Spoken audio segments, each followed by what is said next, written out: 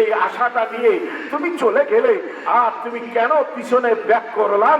এইবার আবু জাহেল বলছেন, শোনো,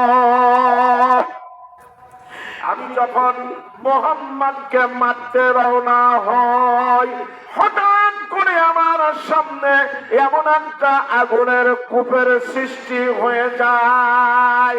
এমন আগুনের কূপ আমি কোনদিন দেখি নাই। সুবহানাল্লাহ। এইবার আবু জাহেল বলছেন, শোনো, ওই আগুনের কূপের মধ্য থেকে এমন একটা বিস্তর জন্তু বের হচ্ছিল, মনে হচ্ছিল আমাকে গ্রাস করবে। ওইটা দেখে আমি পিছনের দিকে ব্যাক করে চলে আসতে বাধ্য হলাম। সুবহানাল্লাহ। আল্লাহ তাবারাকা ওয়া তাআলা রাসূল সাল্লাল্লাহু আলাইহি ওয়াসাল্লামকে হেফাজত করলেন। আল্লাহর নবী ওই কাবাকে সামনে রেখে আল্লাহর নবী সিজদায় লুটিয়ে পড়ে গিয়ে বললেন, সুবহানা রাব্বিয়াল আলা। আল্লাহর নবী সাল্লাল্লাহু আলাইহি ওয়াসাল্লাম বলেন, শুভ সংবাদ শোনো, সবচাইতে বড় মহা শুভ সংবাদ হলো ওইটাই, যেই মানুষগুলো শয়নে স্বপনে আরামে আয়েশে সুখে দুঃখে সর্বসময় ভাইজান ওই যে মুয়াজ্জিন যখন ডাকে, হাইয়া আলাস সালাহ, বান্দা তুমি আসো, সালাতের জন্য আসো, হাইয়া আলাল ফালাহ, বান্দা তুমি আসো, কল্যাণের জন্য আসো। এরপরে মুয়াজ্জিন যখন বলে, আসসালাতু খায়রুম মিনান নাওম, তোমার ঘরের চাইতে আল্লাহর ঘর মসজিদটা বড় ভালো, এই ডাকটা শুনেন যেই মানুষটা উঠবে এইটুকু শীতের মধ্যে উযু ইস্তিনজা থেকে পারে হইয়া মানুষটা যখন আল্লাহর ঘরের দিকে রওনা হবে, আল্লাহর নবী সাল্লাল্লাহু আলাইহি ওয়াসাল্লাম বলেন, ওই মানুষটা উযুর অঙ্গ প্রত্যঙ্গ গুলো দিয়ে ছোট ছোট গুনাহগুলো ঝরে যায়।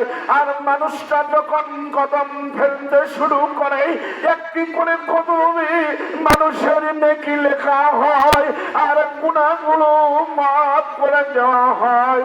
এরপরে বান্দা যখন মসজিদে পড়া দিয়ে যখন ডান পাটা দিয়ে বলবে, আল্লাহুম্মা ইফতাহলি আবওয়াবা রাহমাতি, বান্দা যখন বাক্যগুলো বলে মসজিদে ঢুকবে, এরপরে ইমাম যখন নামাজ সালাত শুরু করে দিবে, এইবার বান্দা যখন তাকবীরে তাহরিমা বেঁধে দিয়া বান্দা যখন বলবে, আল্লাহুম্মা বাইদ বাইনি ওয়া বাইনা খাতায়ায়া কামা বা'আদতা বাইনাল মাশরিকি ওয়াল মাগরিবি, বান্দা যখন বলে, আল্লাহ আমার গুনাহের মধ্যে এত দুরন্ত সৃষ্টি করে দাও, যেমন তুমি সৃষ্টি করে দিয়েছো মাশরিক এবং মাগরিবের মধ্যে।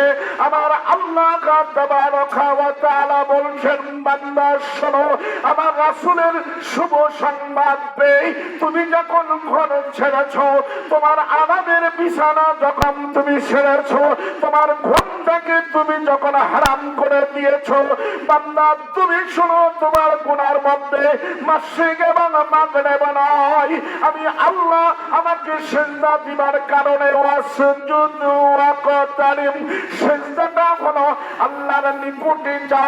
বান্দা যখন আল্লাহকে সিজদা দেয়, আল্লাহর একেবারে নিকটে বান্দা চলে যায়।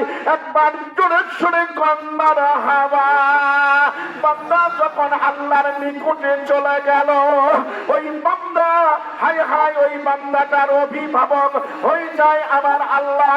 আল্লাহু ওয়ালিউল্লাযিনা আমানু ইখরিজুহুম মিনাজ যুলুমাতি ইলান নূর। আল্লাহ বলেন, বান্দা তুমি যখন আমার নিকটে এসেছো, ওই নিকটে আসবার কারণে বান্দা আমি আল্লাহ তোমার অভিভাবক হয়েছি। ওয়ালা খাউফুন আলাইহিম ওয়ালা হুম ইয়াহজানুন, বান্দা তোমার চিন্তা নাই, ভাবনা নাই, তোমার কোনো টেনশনের কারণ নাই। আমি আল্লাহ তোমাকে জুলমাত মানে অন্ধকার, দুনিয়ার সমস্ত অন্ধকার থেকে আমি আল্লাহ বাঁচায়া নরন, আমি আল্লাহ তোমাকে আলোর সন্ধান দিয়ে দিব। জোরে কোন মারহাবা। আল্লাহ বলছেন, বান্দা তুমি যখন আমার নিকটে এসেছো, আমার একেবারে যখন তুমি কাছে এসেছো, আমার দায়িত্ব হলো তোমার অভিভাবক হওয়া। আমি আল্লাহ তোমার অভিভাবক হয়ে গেলাম। তোমার দুনিয়াতেও ভয় নাই, আখিরাতের জগতে তোমার কোনো টেনশনের কোনো কারণ নাই। জোরে কোন মারহাবা। কোনো